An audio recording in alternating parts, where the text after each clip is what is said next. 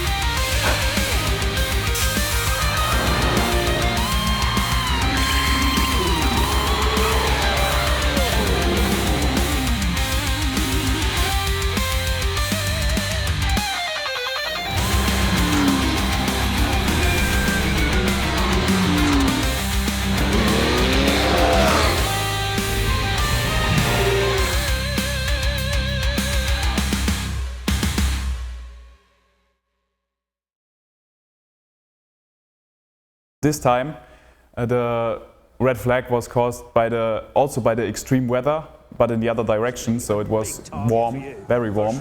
Race was briefly halted, but after the repairs were made, the race director gave the green light to restart at 7:45 p.m.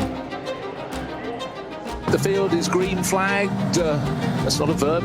Someone waves the green flag and off they go. So down to the first call.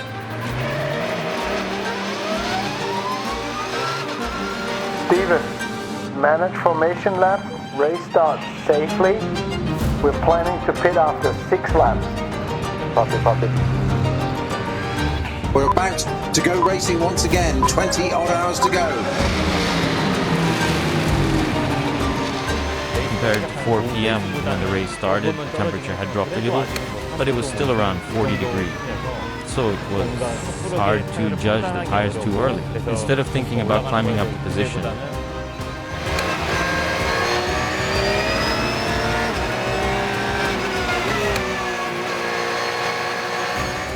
Okay, we will be pitting this lap. Copy.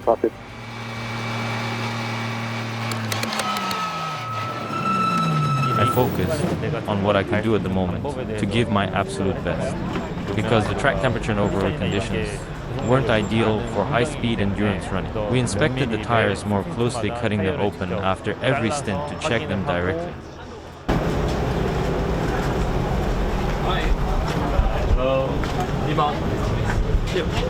Demount and mount by the red one. The red one? Red. T72, T73. Even in that extremely hot environment, when the car came in after the stint, and we checked everything, we didn't find anything that would raise a high-speed endurance safety concern. So I was able to confidently say, let's try running more laps in the next stint. As long as we keep the tire pressure where it needs to be, I think we can go one more lap. Then should we go for 7 laps?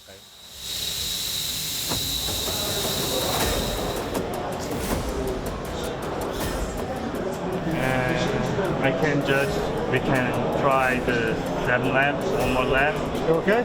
But we have to stick to minimum 1.9 from now. Yeah. For sure. Steven, no tire issues. We're planning to do 7 laps. No problem. Copy. But the first stint went relatively well. The car felt very good and the performance was okay. And then what we had heard from our colleagues in R&D is that post-analysis of the tires after the stint was that they were in good condition, and so that we as a team were feeling more confident that we can increase the mileage and increase the performance level as well.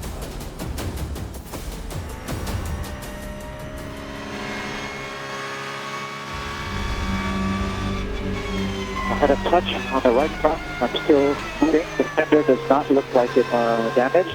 Copy. If you think it's okay, just continue. If you feel a problem, let us know. We will look at the temperature.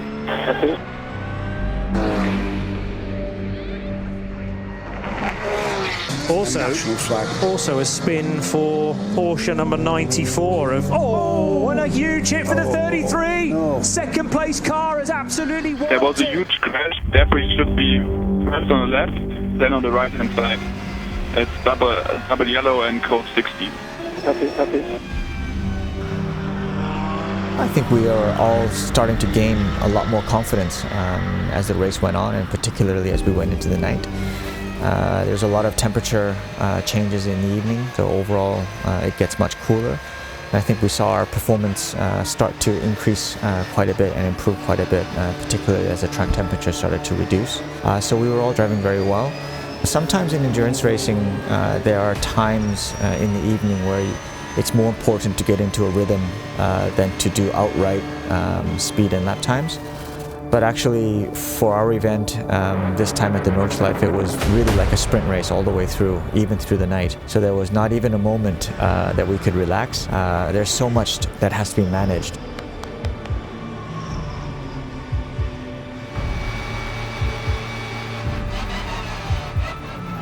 Good pace. I think the tires held pretty good. Stint time was pretty good. We had zero issues basically with the car. Team did a perfect job in strategy in sending me out. All in all, was really a good way to start my 24-hour. And also I felt really confident to make up a lot of places. How is the pace? Should I increase or is this okay? Perfect pace, great pace. So I think the first night stint set us up for a really good pace for the whole night. Now to pit this lap, tire, fuel, double stint. Yep, copy. So Ricardo did pretty well on his night stint. He got into the rhythm and into the groove very well, and this was also showing on the other drivers what the car is capable to do. Great job.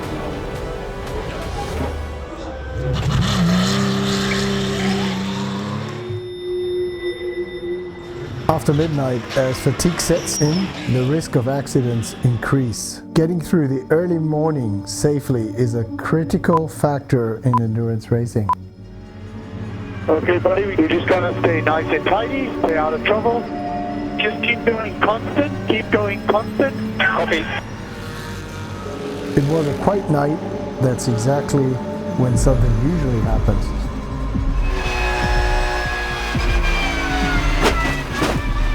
I slightly hit the wall to the left. Ricardo, did you suffer any damage? So far, feels okay. Nothing damaged, I think. So if everything's okay, you just continue. If you feel a problem, let us know. We got to change the front bumper, guys.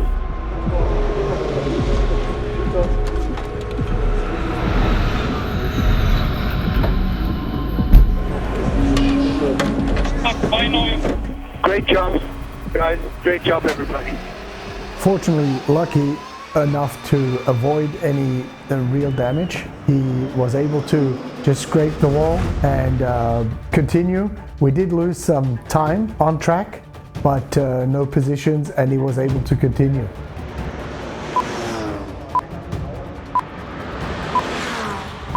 So this is a typical section of the night in terms of events keep happening. We're past midnight, Ferris wheels still going around, incidents coming. As the fierce battle continued through the night, cutting through the darkness, the engineers were running their own race, inspecting every tire that came off the car, and pushing to refine the team's tire strategy even further. This repeated work was a small act of commitment, a way to keep up with the constantly changing track temperature. And at the same time, it was intense preparation for the moments that would decide the race. After Marco's stint, let's confirm the 7-lap run first, and then we can decide if 8 laps is possible. Marco's got the fastest pace anyway. And I'd like to see the Marco's lap. So, Marco's lap? Yeah, because, and then I will check the A lap or not. Okay. Because you know the Marco's pace is very fast. So German said, we continue like this with the 7 lap, and after Marco, they're gonna cut the loop, and then they decide for Steven to go in, maybe do 8 laps with Steven. I think when Steven goes in, we feel fuel for 8 laps. We have enough tire, total 20 For the moment? Yes, so we don't need the disc in sure. Oh, okay.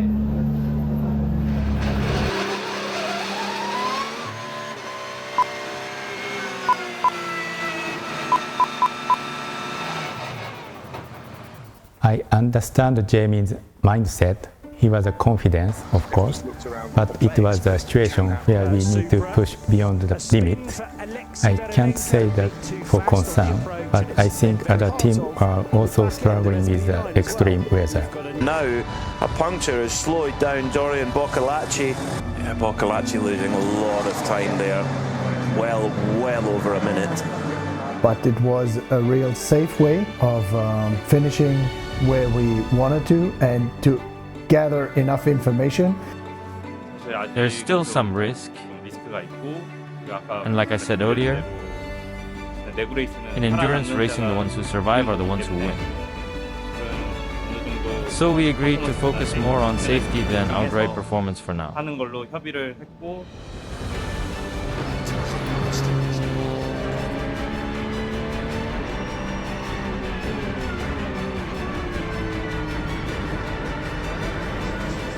The night at the 54th edition of the 24 Hours of the Nürburgring was calm and trouble-free. As always, racing through the night is exhausting and demanding, but our team kept everything under control.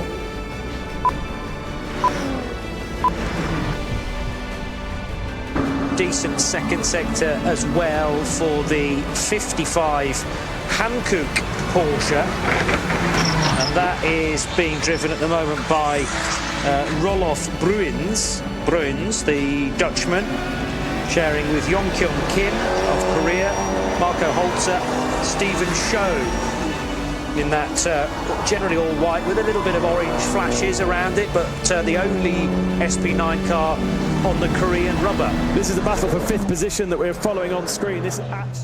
Yeah, in the middle of the race, it gets higher and higher temperature conditions, especially on our car. We go through every detail that there were no mistakes or something that we're not able to run the car. But together with our Korean friends and crew members, we worked on such a high level, and that was really good that we can continue our race. He will go through if he can. For my money here, Peter, he will go through if he can. As they're heading down towards Versailles. Oh, the leader has hit another car, and almost cannoned. He has. It's cannoned. One BMW into another. The razor-thin balance between survival instinct and the drive to overtake, the tug of war, pushed everything to its peak. And the final hours of the 24-hour race grew even more intense as we fought our way toward the checkered flag. The track temperature was once again pushing toward its limits. JK, how is the tire? How does the tire feel? I want to update Marco. Almost the same as yesterday's session, but honestly, feeling is better now. We can control without any issue. By the end of the 7th lap, the handling was definitely starting to fade, but I still felt confident that, in terms of durability and stability, the tires could go one more lap. Racing, in a way, it really is like life. No matter how good your tires are, no matter how strong your team is, you can still end up retiring on the spot. There are so many variables. You never know what's going to happen or when. So Marco, there's cars up on the right-hand side. Try to stay left. I cannot push. If I push, I go in the wall. You check the data. You'll be losing a lot of top speed. Marco, JK's feeling was good. You can focus on the race. Thank you. I think we finished 11th there, even the conditions that were Tidies. Marco, we're currently P11. We're thinking about changing our strategy. Keep position for now. Okay.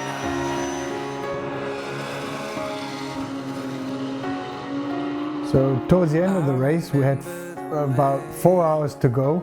At this point, we decided to go to an 8-lap stint, which opened the door to go for the next competitor ahead of us. We would be able to hop into the top 10.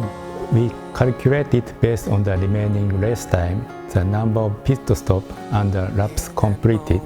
We expected our competitors to stop 3 more times, and we wanted to stay in the fight with other 3 stops as well. We had to stretch the one stint to 8 laps. So in every moment of the race, we had to make the best possible decision. And to do that, we checked every single set of tires that came in after each stint. Do I have to cut all of tires? And That's why we buy an extra big overall for big arm. Yeah. So only right arm? Okay. So you can grow your arm bicep. Yeah, only right side. I still got calluses on my hands from cutting so many tires open that day. Because the conditions were so hot, the risks were high. But when I trusted my instincts, I felt confident in the choices we made. Marco, listen carefully. With this set of tires, we're going for 8 laps. If you can make this work, Ricardo can go for the top 10. Let's give him the chance. Is this really our call? You know, risky strategy can kill the driver, right? But if it's the team's decision, let's go for it.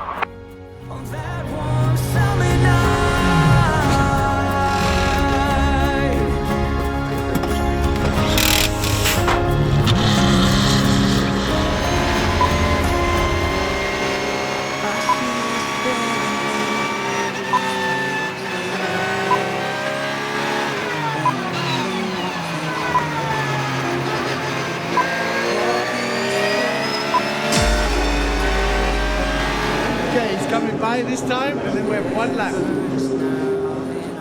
So towards the end, when we had changed to Ricardo, we were able to go to the next competitor, which was the 786 ahead of us. Tire was fine, performing well. We could tell him to push and go after that position, which was P10.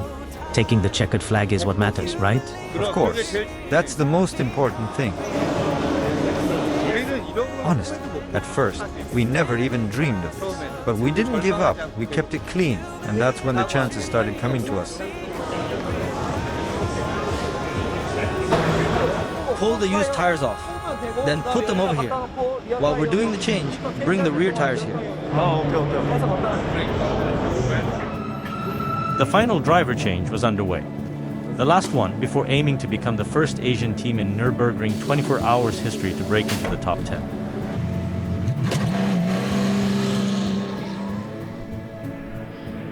That in order to take on the world's best here at the Nürburgring, we had to partner with Porsche and with Manthey as well. But the performance was very strong, so we'll have to now develop and adapt tires specifically for the GT3R. The top class of the Nürburgring 24 hours is basically a battlefield for tire manufacturers.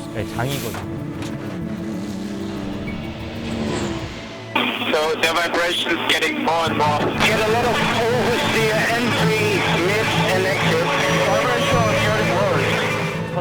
It was our first time here, and because we had to rush so much, a lot of things were really tough.